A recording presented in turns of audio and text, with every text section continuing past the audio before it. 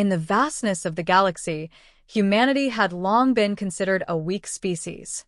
Their homeworld, Earth, was a small, relatively insignificant planet in the distant arms of the Milky Way. The alien races that dominated the stars considered them primitive, unworthy of attention. Yet, beneath Earth's crust, hidden deep in its forgotten archives, lay a secret that could change everything. The Intergalactic Council had been monitoring Earth for centuries, studying its inhabitants and their potential. To the Council's dismay, they found that humans, while physically frail compared to many species, were unique in their adaptability and sheer will to survive. They had survived numerous catastrophes on their home planet, climate disasters, world wars, and even near-extinction events. Yet, they always found a way to push forward.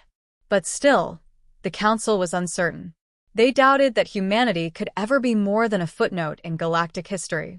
The turning point came when a series of mysterious signals reached the Council from Earth's orbit. At first, they were dismissed as random interference from Earth's primitive technology. But the frequency and consistency of the signals grew, and the Intergalactic Council soon realized something extraordinary was happening. It wasn't an accident, it was a message. Someone on Earth was calling for help. The signal came from a remote location, buried deep in the mountains of Tibet. A research facility hidden from the public eye had uncovered something unimaginable, a long-lost artifact, one that could elevate humanity to levels far beyond the galaxy's expectations. The artifact was a relic of an ancient race, one that had long since vanished, but it held within it a key, a power that could transform the human race into a force capable of challenging even the mightiest empires. But there was a catch.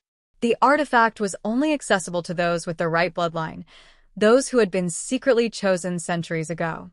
This knowledge had been passed down through generations of Earth's most elite and covert organizations, but only a select few had ever known of its existence. Now, the race was on to unlock the artifact's power, and a small group of humans would be tasked with its discovery. These humans, unaware of their destiny, would soon find themselves thrust into a conflict that would span the stars. The Council was watching closely. They saw this as an opportunity to shape the future, to guide humanity's rise, and to decide whether they were worthy of being more than a curiosity in the galaxy. But they had underestimated something critical. Humans were unpredictable. The Council's arrogance had led them to believe they could control the narrative, that they could guide humanity to the desired outcome. But there was an element of humanity that no alien intelligence could fully comprehend: their stubbornness. Humans had a unique ability to adapt to nearly any situation, and they could endure suffering and loss like no other species. The Council soon realized that they might have unleashed something far more dangerous than they anticipated. Dr. Alexander Pierce, a brilliant but troubled scientist, had stumbled upon the discovery while researching ancient texts. His fascination with history and obscure artifacts led him to Tibet, where he was joined by a team of experts, each driven by their own reasons for seeking the artifact. Some sought knowledge, some sought power, and some sought redemption. Yet, none of them understood the true nature of the forces they were about to awaken. The moment the artifact was activated, something within Earth shifted. A pulse of energy spread out across the planet, awakening something deep within every human being. They didn't understand it at first, at least not on a conscious level. But it was as if the very DNA of humanity had been altered, unlocking untapped potential. For some, it was as though they were suddenly aware of everything happening around them, able to see the intricate webs of fate and time. Others felt a surge of strength or intellect beyond what any human had ever experienced. And then the first battle began. The Intergalactic Council, monitoring Earth from their advanced stations, saw the surge of power emanating from the planet and knew they had miscalculated. The humans had discovered their secret weapon, and they had awakened to it faster than anyone could have predicted. What they hadn't accounted for was the raw, untamed potential of humanity's spirit, the very thing that made humans so dangerous. Now, the galaxy would have to reckon with Earth's most powerful weapon, a species that had barely begun to understand the magnitude of its own strength. The question wasn't whether humanity would rise to the occasion, it was how far they would go. Would they unite under a common cause, or would their newfound power tear them apart? Only time would tell, but one thing was certain: the universe would never be the same again. The world's first taste of the power coursing through humanity was chaotic. Dr. Alexander Pierce had seen the pulse of energy from the artifact shoot out like a lightning bolt, hitting every corner of the globe. He could feel it in his bones. There was no going back. Earth was no longer the fragile planet it once was. At first, the changes were subtle. People who had once struggled with their daily routines began to display extraordinary abilities. A man in Cairo could suddenly read and understand languages he had never studied. A woman in New York, who had always been a mediocre athlete, now outperformed professional runners in a matter of days. Those with chronic illnesses found their bodies healing in ways that defied all medical understanding. But as the days passed, the world began to realize the scope of what was happening. People started to speak of strange dreams, visions of unknown technologies, and a burning need to push their limits. Those who had experienced the initial surge were no longer the same. A group of scientists in Tokyo discovered that they could now interact with machines and computers in ways that no human had ever done. They could sense digital signals, communicate with artificial intelligence, and control technology with just their thoughts. At the same time, a group of military personnel in the United States underwent similar transformations. They became stronger, faster, and more resilient. In combat scenarios, they were nearly unstoppable. Even the most advanced weaponry seemed to falter in the face of this new human evolution. The soldiers weren't just fighting, they were anticipating movements, outsmarting their enemies, and tapping into a collective awareness of battle strategies they'd never been trained for. The sudden rise in human capability didn't go unnoticed by the world's governments, who scrambled to understand the cause of these transformations. But it was the extraterrestrial observers who were the most concerned. On the distant planet of Zaloria, the High Command of the Intergalactic Council watched with increasing alarm. The unexpected surge of power from Earth had thrown their calculations into disarray. They had assumed that humans would take decades, if not centuries, to harness the full potential of the artifact. Instead, the process was accelerating at an unprecedented rate. What had once been a species struggling to survive was now evolving at a pace that threatened to outstrip even the most advanced civilizations in the galaxy. The Council's leader, Zarak, an ancient being of immense power, was both fascinated and frightened by the turn of events. His species had long viewed the galaxy's lesser races as tools to be manipulated, but humanity was different. They were unpredictable, wild, and now undeniably powerful. The Council had begun a covert operation to monitor Earth, but now they realized that if humanity could control the power they had awakened, they would be a force like no other. "I told you," Zarak hissed, his voice resonating with an eerie, ancient timbre. "The humans are a threat. We must move quickly before they realize what they've become." His advisors looked on nervously. "What do you propose, Leader Zarak?" "We must accelerate our plans," Zarak replied coldly. "Send our emissaries to Earth. We will offer them a deal, one they cannot refuse. We will guide them, control them before they can unite, and form a threat to the galaxy." Meanwhile, back on Earth, the surge of power was beginning to reveal its darker side. As humanity's physical and mental capabilities grew, so did their instincts. A select few individuals, those who had the strongest connection to the artifact, began to experience violent episodes of rage and confusion. They would lose themselves in a frenzy of destructive power, attacking anything that threatened them. Some feared that these individuals would be the first signs of humanity's downfall, that the newfound power could overwhelm them and lead to chaos. Dr. Pierce, ever the skeptic, found himself torn. While he marveled at the extraordinary potential now within human reach, he could not ignore the darker side of this awakening. He feared that humanity might become too aggressive, too hungry for power. He could already see the cracks forming in the unity of Earth's population, as some groups began to hoard knowledge and power, using it for their own gain. To make matters worse, a faction of humans, united under the banner of the newly formed Earth Defense Coalition, EDC, began to fear the sudden shift in the human race.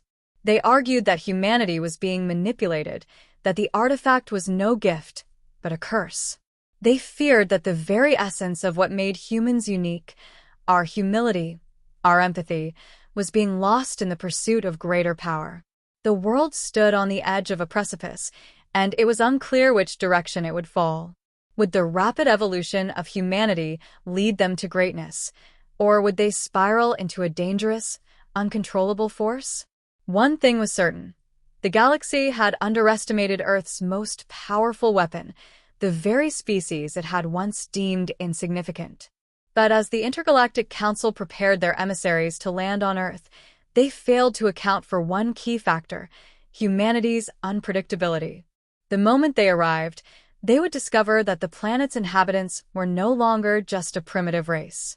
Earth's future was in its own hands, and humanity was not about to bow to anyone, not even the most powerful civilizations in the galaxy.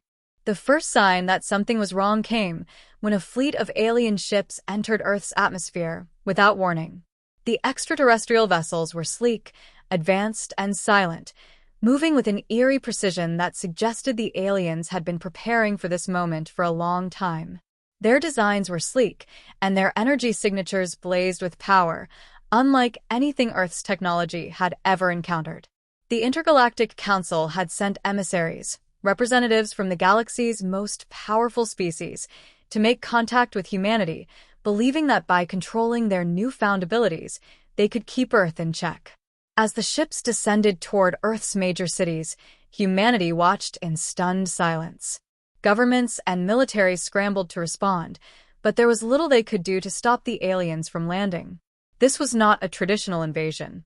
Instead, it was a show of force, an attempt to assert control over a species that had suddenly become too powerful for its own good. In Washington, D.C., Dr. Alexander Pierce stood at the center of the U.S. government's emergency response, grappling with the revelation that humanity was no longer in control of its fate. The aliens had come to claim Earth's new power as their own, and they didn't intend to negotiate. Pierce had worked his entire life to unravel the mysteries of the artifact, but nothing had prepared him for this. The situation was far worse than he had imagined. The emissaries, led by the cold and calculating Zarak, descended upon the Earth's surface, their vessels making a slow and deliberate descent over the plains of Wyoming.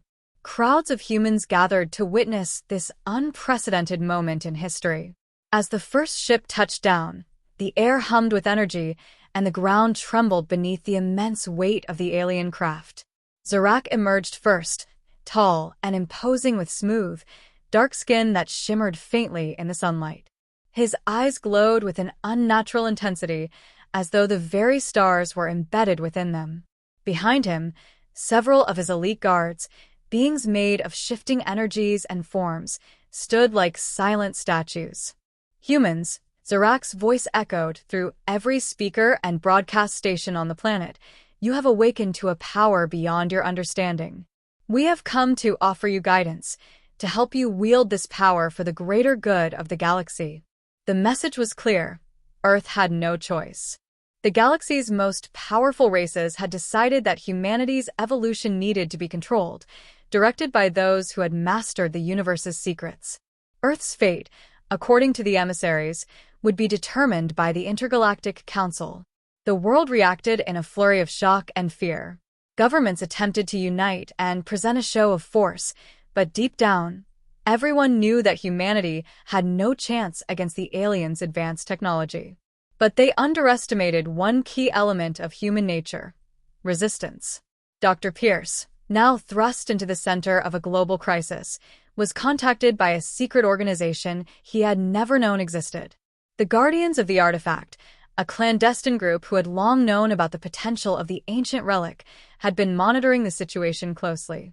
They believed that humanity's future depended not on submission to the aliens, but on embracing their newfound power and fighting back. The Guardians had secretly prepared for this moment, knowing that Earth would face an intergalactic struggle.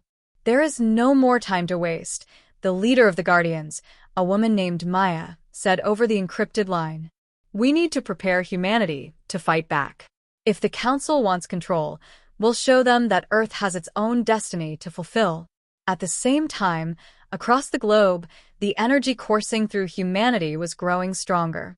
The first individuals who had felt its effects were now beginning to train, using their enhanced abilities to combat the alien presence. Among them was General Robert Stone, a retired military strategist who had spent his life preparing for the worst-case scenario. Stone, whose intellect had always been sharp, found that his mind now operated on a level of calculation that surpassed even the finest artificial intelligences. "I've seen their ships," General Stone told his team. "These aren't invaders. They think they're in control, but they haven't seen what humans can do when they're pushed to the limit." In the cities, others were discovering their own power. Emma Foster, a former biologist from Boston, had unlocked the ability to communicate with the natural world. She could hear the cries of animals, sense the pulse of ecosystems, and manipulate plant life with a thought. Her abilities were new, wild, and untamed, but they were already evolving at a rate that left her breathless with awe. As humanity began to awaken in force, Zarak's forces realized that their expectations had been too optimistic. What they had assumed would be a smooth takeover was quickly becoming a battle for dominance. Earth was not simply reacting, it was adapting, evolving, and uniting in ways the galaxy's most advanced species had never anticipated. The emissaries, initially confident in their superiority, found themselves facing an unexpected challenge. Humans were not going to kneel before them. Instead, they were learning to fight back, using their newfound powers to defend their home planet. The stakes were higher than ever. The battle had only just begun, and neither the aliens nor humanity understood how far it would push them. One thing was clear: Earth was no longer a passive participant in the galaxy's affairs. It was a rising force, and its people had awakened to the true power they held.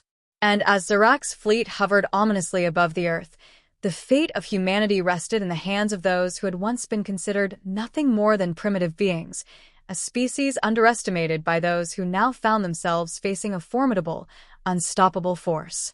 As the days passed, the tension on Earth grew thicker. What had begun as a quiet, fearful acceptance of alien authority was quickly turning into a fierce global resistance. The world's governments, initially paralyzed by the overwhelming power of the alien fleet, were now scrambling to organize against the threat. Though they lacked the advanced technology to directly challenge the extraterrestrials, the humans were no longer fighting with just guns and tanks. The artifact's influence had unlocked the latent potential within their DNA, and Earth's people were transforming before the eyes of the invaders. Dr. Alexander Pierce found himself at the heart of this resistance. No longer just a scientist obsessed with the artifact, Pierce had become an unexpected leader. As the guardians of the artifact took him into their fold, he realized the truth. The key to Earth's survival didn't lie in the hands of politicians or military generals. It lay with the people, those who had already awakened to the power within themselves.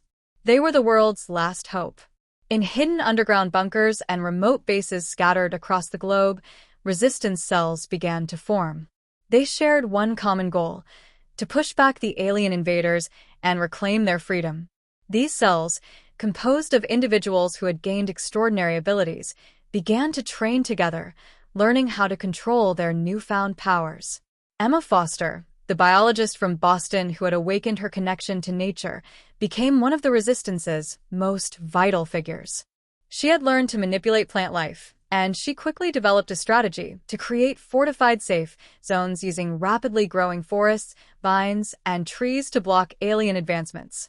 Her ability to communicate with the natural world allowed her to coordinate with wildlife and even communicate messages over long distances using the animals of the planet. Her bond with Earth had grown so deep that she could feel the pulse of the planet itself, an instinct that guided her as she strategized the next moves for the human resistance. But not all of humanity had embraced the resistance. There were those who feared the new power and saw the alien emissaries as a potential solution.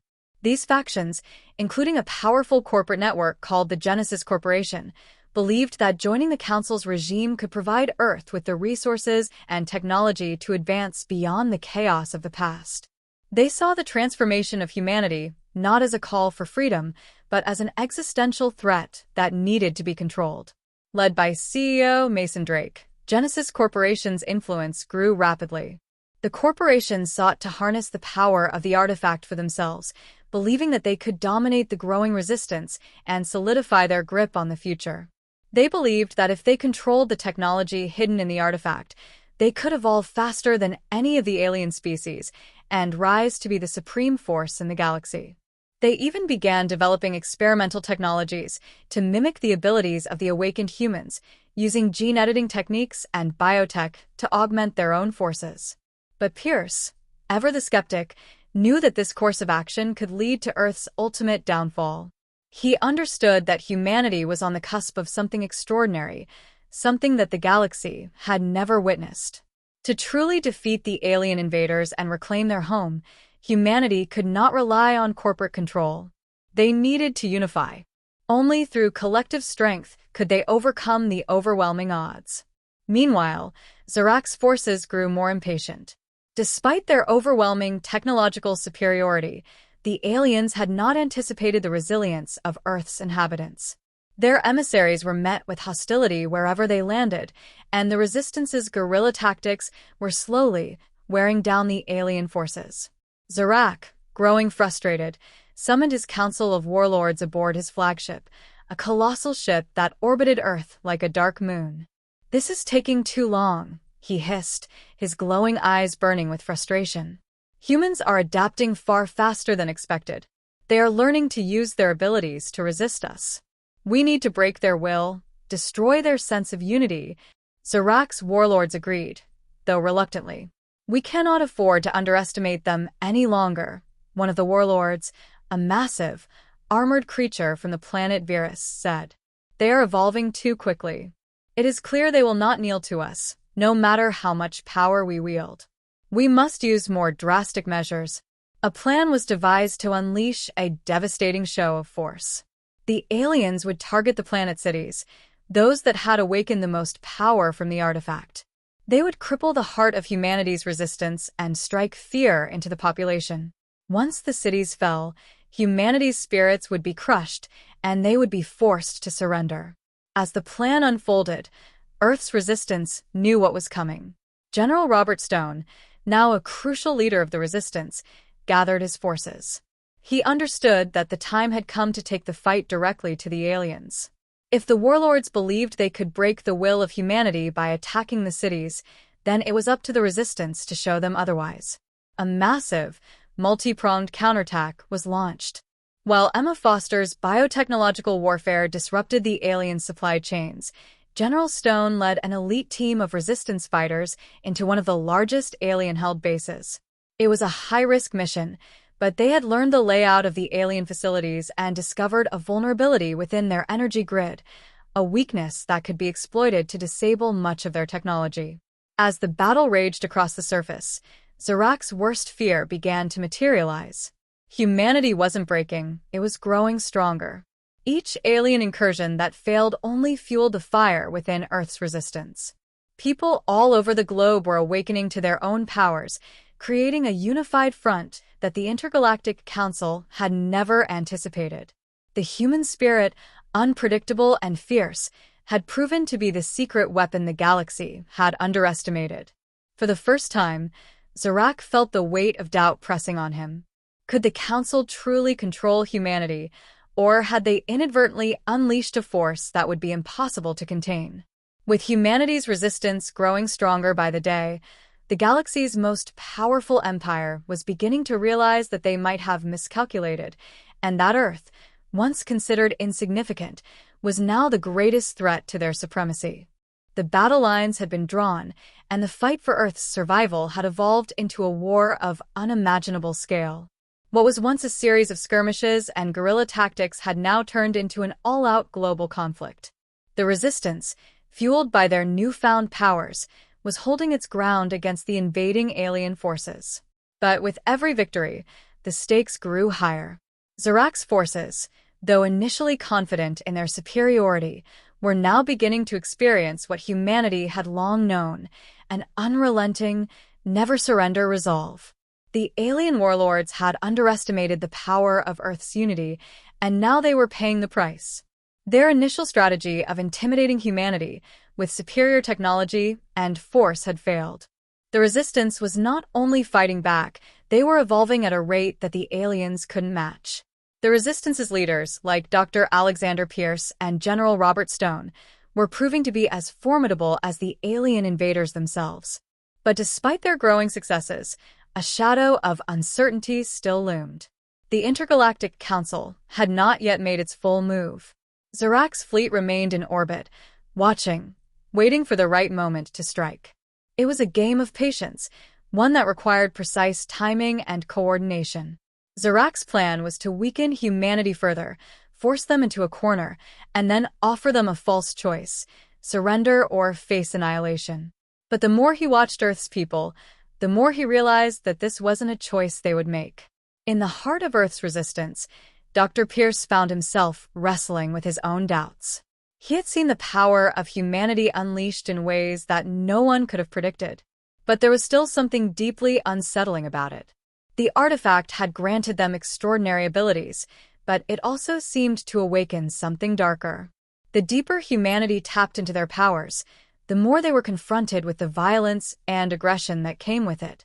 Some resistance members, like Emma Foster, found ways to channel their abilities for good, using them to protect and heal. But others, including some high-ranking generals within the resistance, were beginning to see the potential for domination, using the newfound power to seize control for themselves. Pierce knew that the line between heroism and tyranny was dangerously thin.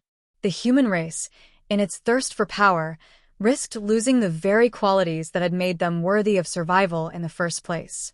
But in the heat of war, ideals often became blurred. The alien invaders weren't the only enemy humanity had to face. The darkness within themselves, the temptation to become like those they fought, was just as dangerous. Meanwhile, Emma Foster continued to lead the charge in using Earth's natural resources to fight back. Her connection to the planet had grown stronger, and she had learned to manipulate not just the flora and fauna, but the very atmosphere itself. She could create storms, manipulate air currents, and even draw energy from the Earth to fuel her resistance's weapons. Her powers were becoming more refined, more controlled, and more devastating. She knew that in order to win, humanity had to fight not just with strength, but with strategy. The aliens may have had advanced technology, but Earth's people had a bond with the planet that could never be replicated. Yet, as the war continued, a deeper understanding began to form within the resistance. The alien invaders had been the first to underestimate humanity, but now, the resistance realized that their true strength wasn't in their newfound abilities. It was in their adaptability, their creativity, and their unyielding will to survive. The aliens, despite their superior technology and power, were trapped in their own arrogance. They had assumed that their centuries of dominance across the galaxy had made them invincible. But Earth's people had something the alien species lacked: the ability to learn, to innovate, to adapt. The more the aliens tried to crush humanity, the more the humans found new ways to fight back. One of the most daring strategies developed by the Resistance was the creation of an anti-weapon, a device capable of neutralizing the aliens' most advanced technologies. It was the brainchild of Dr. Pierce, Emma, and General Stone. The device was based on the principles of resonance, using specific frequencies to disrupt the very energy patterns that powered the alien ships and weapons. It was a long shot, but if successful, it would level the playing field.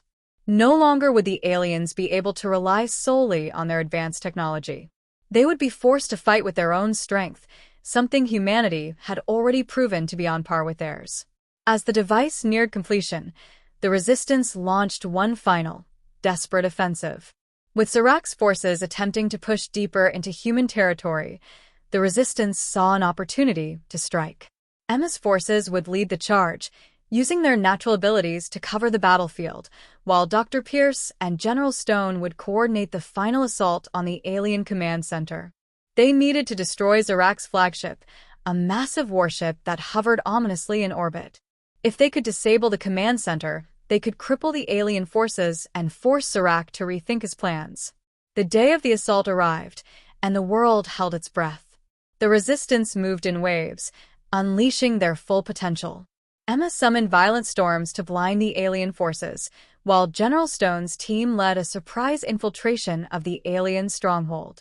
Pierce and his team were ready to deploy their resonance device at the heart of the alien command structure, hoping to weaken their technology enough to create an opening for a final, decisive blow. But as the battle raged, the resistance began to realize that the war was no longer just about defeating the aliens.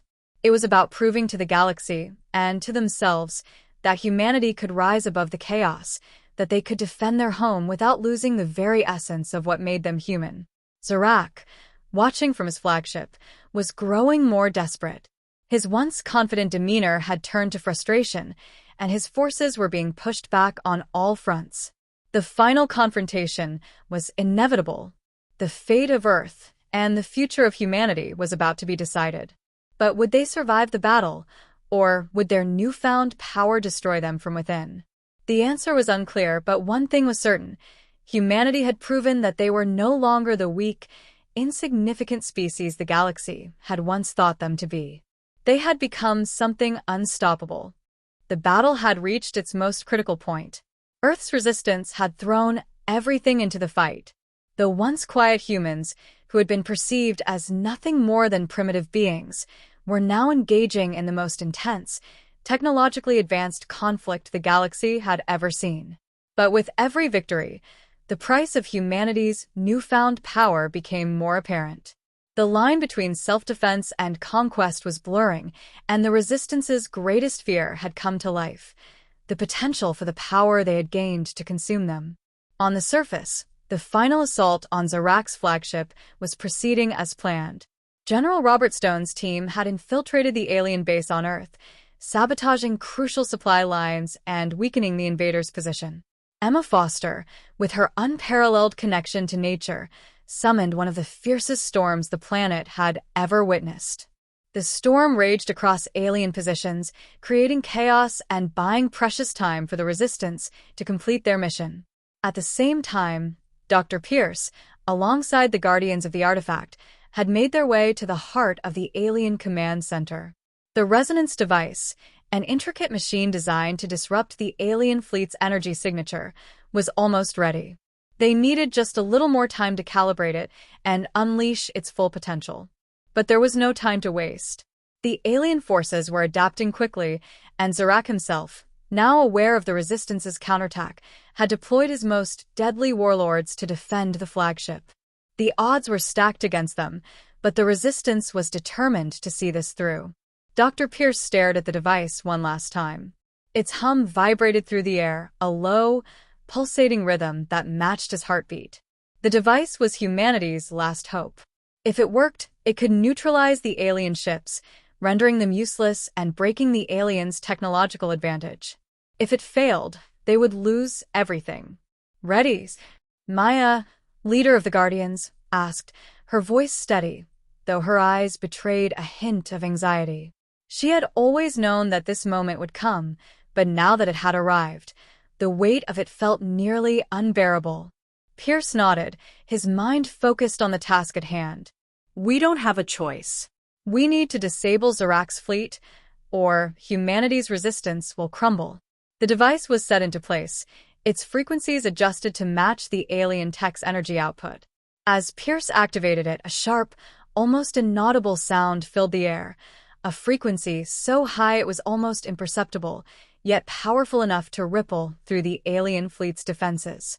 Within seconds, the first signs of success appeared. Alien ships, once sleek and formidable, began to flicker and stutter.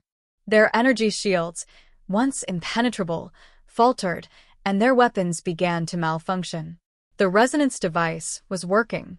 As the device continued to interfere with the alien technology, the Resistance fighters on the ground began to rally. General Stone led a fierce charge, cutting through the alien lines and capturing critical points of the base. The tides of battle had shifted. Humanity's determination, fueled by their newfound powers, was slowly overpowering the aliens' once impenetrable defenses. But the cost of their power was becoming evident. Resistance members, both civilian and soldier, were beginning to show signs of corruption. The more they used their abilities, the more they were consumed by them. Some, driven by a lust for power, began to abandon the mission's original purpose. A few rogue factions emerged within the resistance, bent on controlling the very same power the aliens had sought to dominate. Their actions threatened to splinter the unity that had once defined the movement. Dr. Pierce, now witnessing the darker side of humanity's transformation, realized the danger they faced was not only from the aliens, but from within. The artifact had unlocked an unstoppable force within humankind, but it was also amplifying the very flaws that could destroy them. Could humanity rise above the temptation to use their powers for domination? Could they maintain their morality in the face of such overwhelming might? As the battle raged on, Zarak made a final move. In a last-ditch effort to regain control, he ordered the activation of the alien fleet's most devastating weapon, the Omega Pulse. A singular, devastating attack capable of obliterating entire cities in an instant.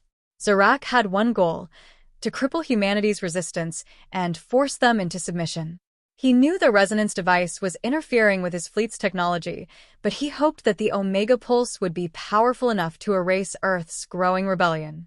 The Omega Pulse charged, sending a wave of destructive energy toward the heart of Earth's most populated cities. In a split second, the pulse was released. The entire resistance, including those entrenched in underground bunkers and hidden bases, felt the overwhelming tremor of the pulse. The sky darkened, and the earth trembled as the pulse shot through the atmosphere. It was the aliens' final gambit. But humanity had a trump card, one final measure. Emma Foster, who had always been in tune with the planet, sensed the pulse even before it fired.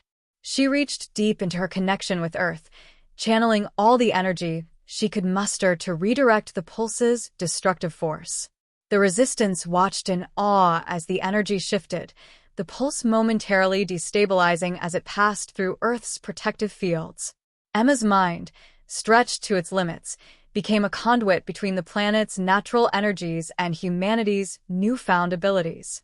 She had never attempted anything so dangerous, but the moment required it. With a surge of willpower, she deflected the Omega Pulse, redirecting its destructive force into a nearby mountain range. The explosion was catastrophic, sending shockwaves across the planet. But humanity had survived.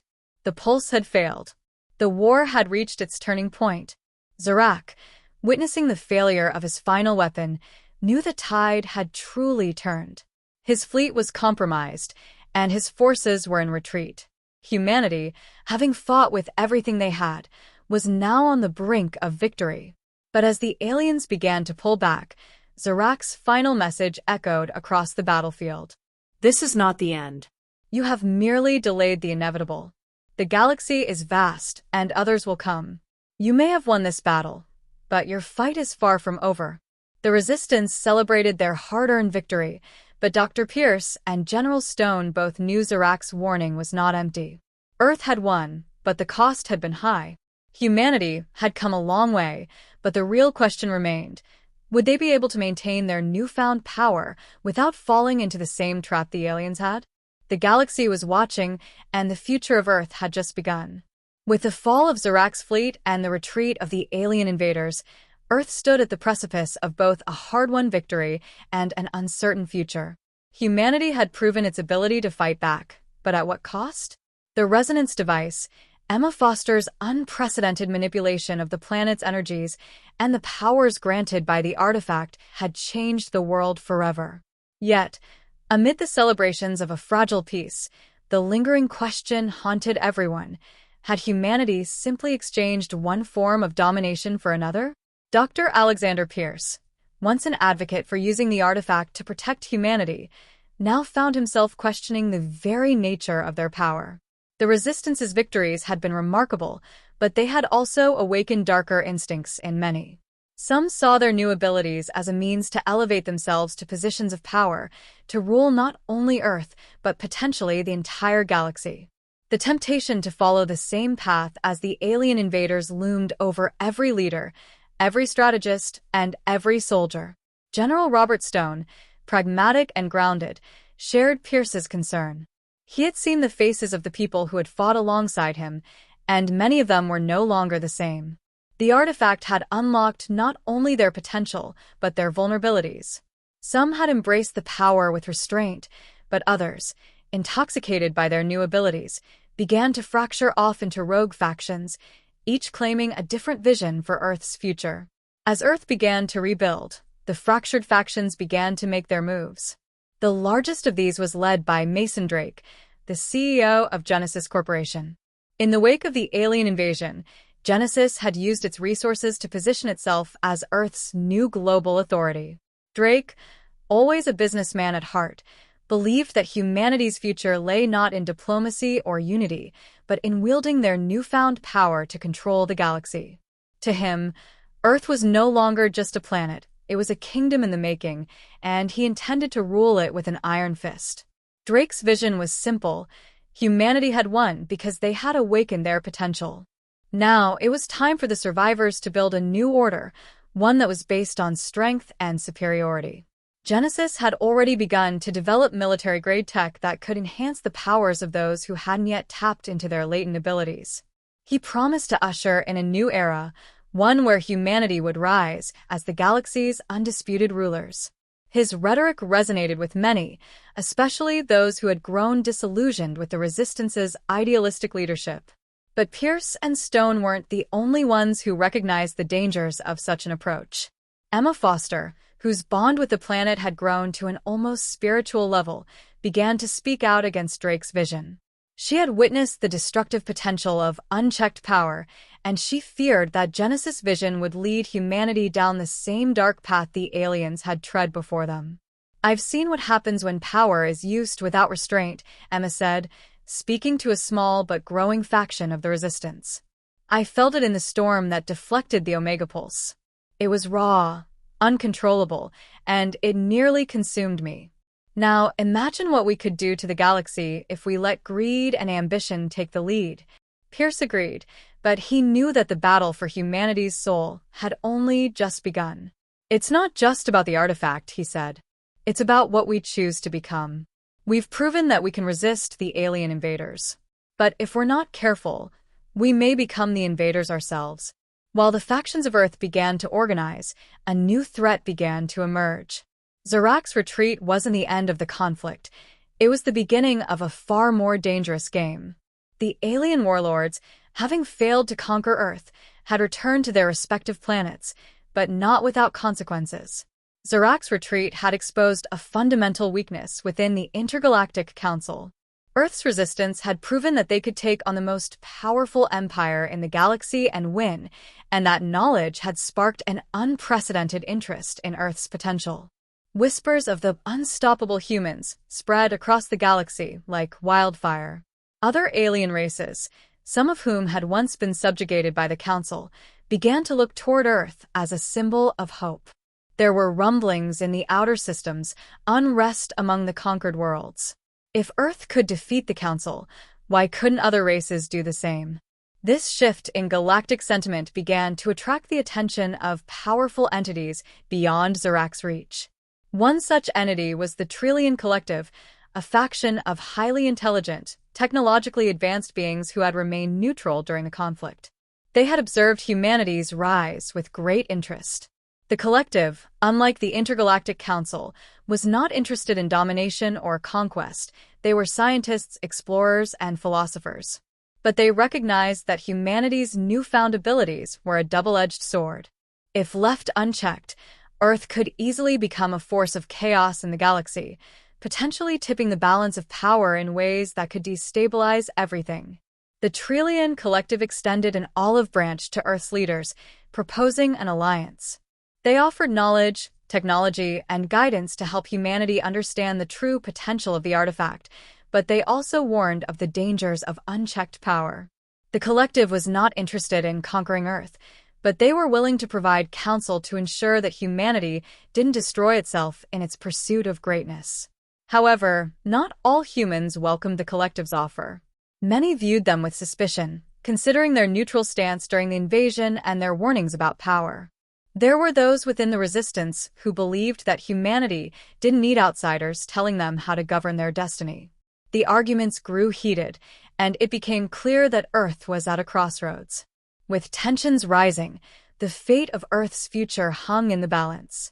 The choice between Drake's authoritarian vision, Emma's call for restraint, and the Trillion Collective's diplomatic path seemed impossible.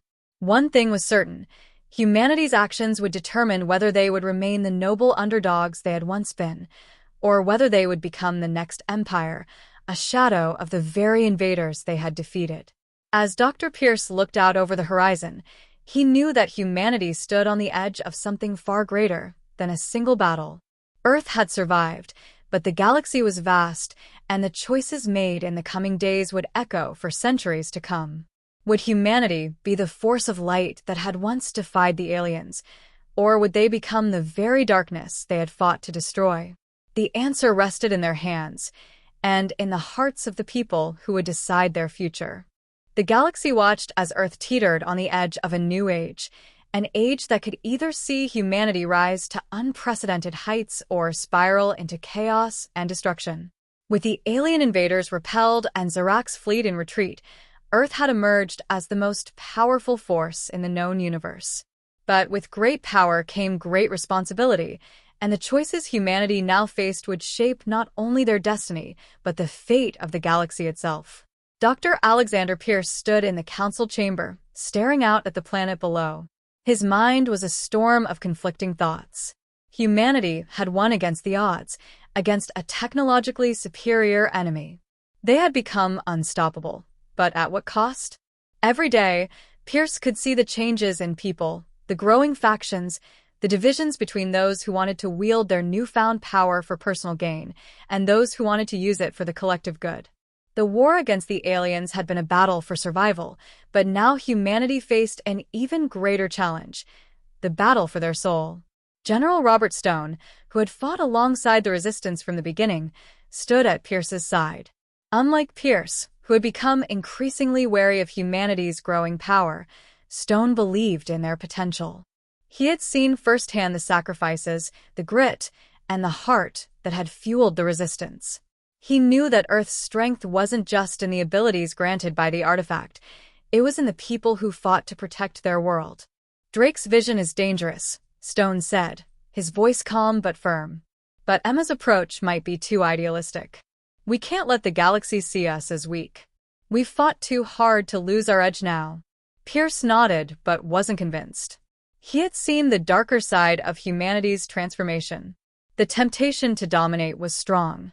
Mason Drake, with his ambition to turn Earth into a galactic superpower, had already begun to implement his vision. Genesis Corporation, now a corporate behemoth, had quickly gained control of vital industries and military technology.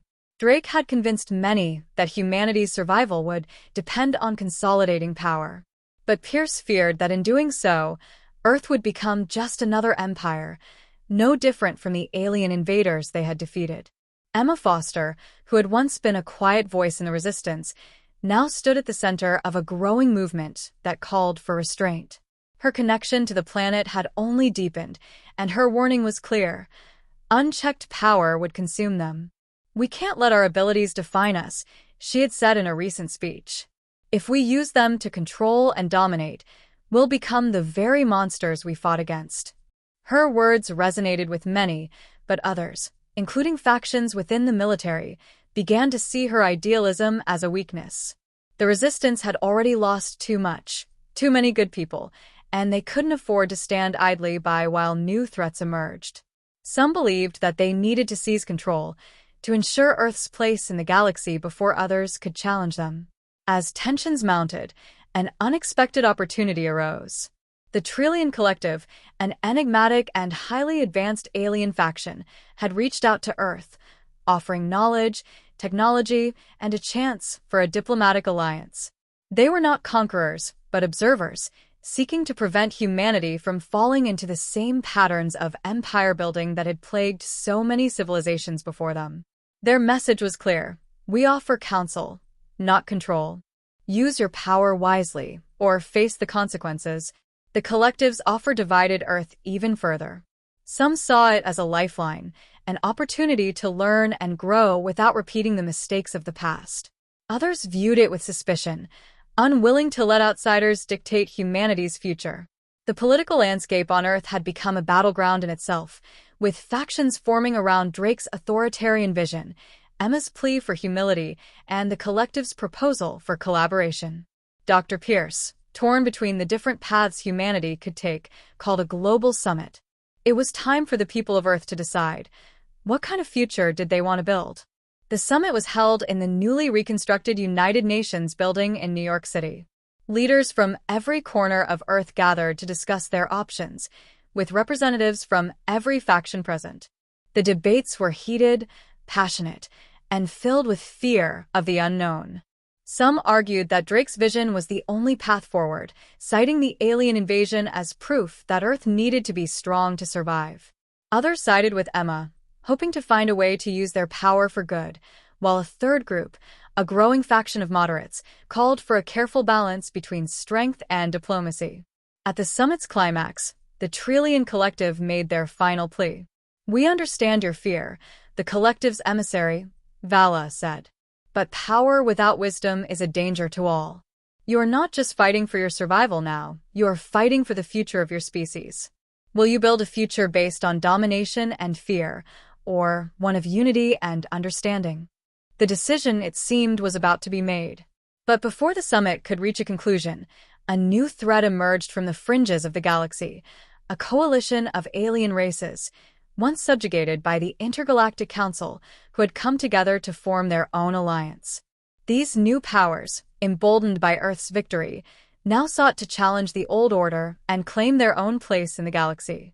Their ships appeared on the outer edges of the solar system, signaling the beginning of a new conflict, one that could either unite humanity with these alien factions or push them further into a cycle of war. The road ahead was uncertain. Humanity stood at a crossroads, with the galaxy watching and waiting. Would they rise as the peacekeepers they had always hoped to be, or would they fall into the same traps as the alien invaders they had fought so hard to overcome? Dr. Pierce looked out over the assembly and saw the faces of the people who had come so far, from the resistance fighters to the diplomats to the military leaders. The choice was theirs now. The future of Earth, and of humanity itself, rested on their ability to navigate the delicate balance between strength and wisdom, between power and restraint. As the summit ended and the representatives dispersed, one thing became clear. The journey was far from over. The galaxy had watched humanity rise, and now it was up to Earth to decide how they would shape the future. Would they be the guardians of peace, or would they become the rulers of an empire? Only time would tell. The echoes of the past were still fresh in their minds, and the choices they made now would reverberate through the stars for generations to come.